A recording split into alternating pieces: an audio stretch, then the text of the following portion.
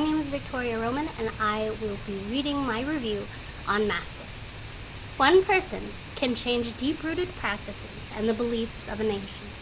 One person can change the world. Mastiff is the third book in the Becca Cooper trilogy.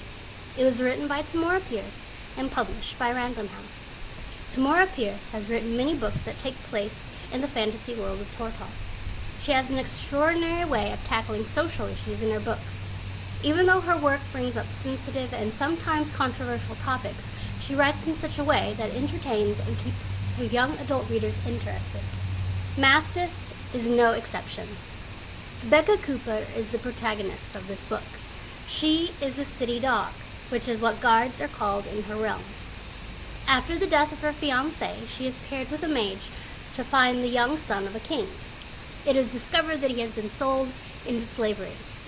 Becca has the ability to talk to the souls of the dead that ride on the back of pigeons. All souls are transported to the next life by pigeons.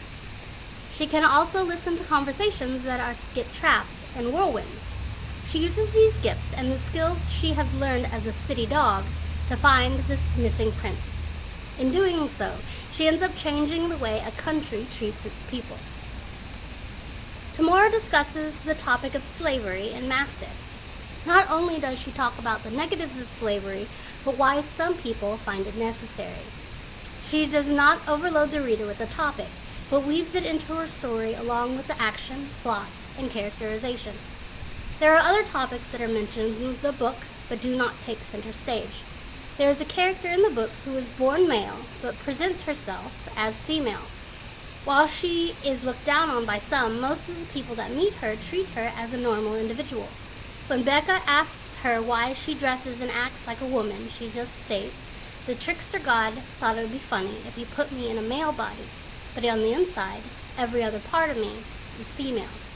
That explanation fits into the world Tamora has created. Mastiff was published in 2011. The topic of gender identity has been put into the spotlight recently. While the trickster god might not be an explanation for our world, it gives the young reader a chance to better understand what a transgender person may feel. I have always enjoyed Pierce's work since I first started reading her books in 6th grade. I did not think about how she tackles such topics until I started graduate school and began to look at fantasy literature in an analytical way. It just shows how flawlessly she incorporates it into her stories. The reader gets lost in Tortall with believable characters, unique language and slang, and vivid imagery. As Lloyd Alexander once said, fantasy is hardly an escape from reality. It's a way of understanding.